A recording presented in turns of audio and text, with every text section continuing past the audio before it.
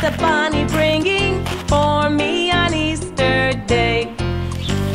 Mom is cooking while we're out there looking for the eggs hidden away. After church we gather round with family on this Easter Day. 2,000 years ago, Jesus died for our sins. Remember his resurrection and the Hei! joy Er du driver i hagen min forpult uteligger? Men jeg er ikke noen forpult uteligger. Jeg er påskeharen. Er det noe drit du legger i hagen min da? Drit? Det er påskeegg. Fylt med kjærlighet og godteri. For alle barna.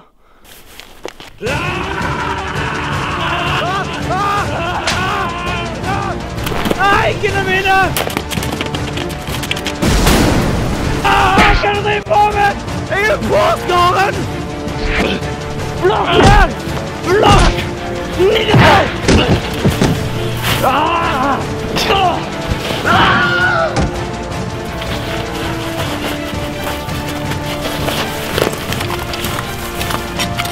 Har du til middag i dag, ja? Påskekrefter!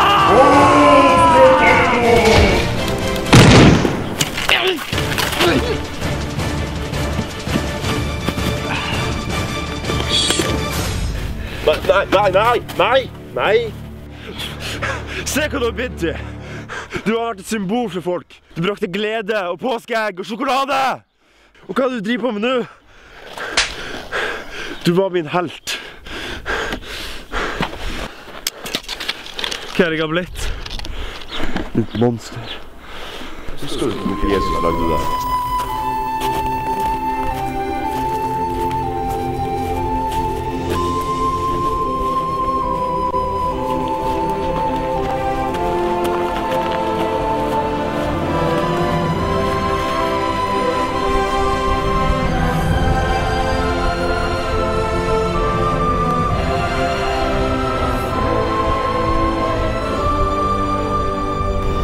Hvorfor lagde du meg, pappa?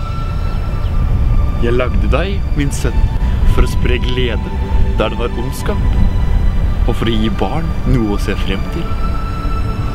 Det var også derfor jeg lagde julenissen. Og Amor?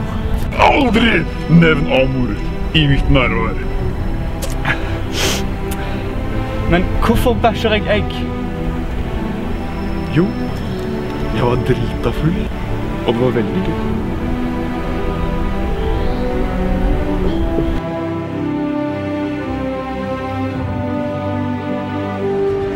Hva har jeg blitt til?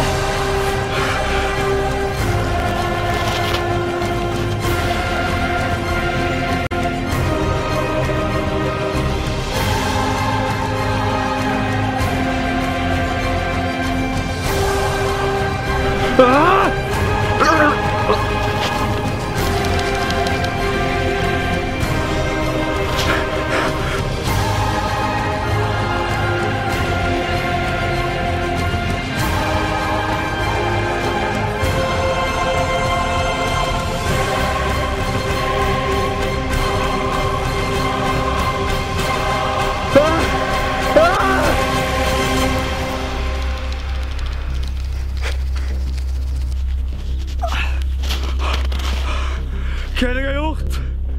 Hva er det jeg har blitt?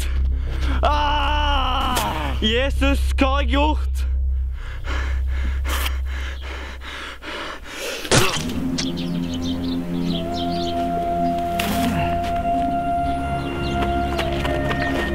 Påskeharen!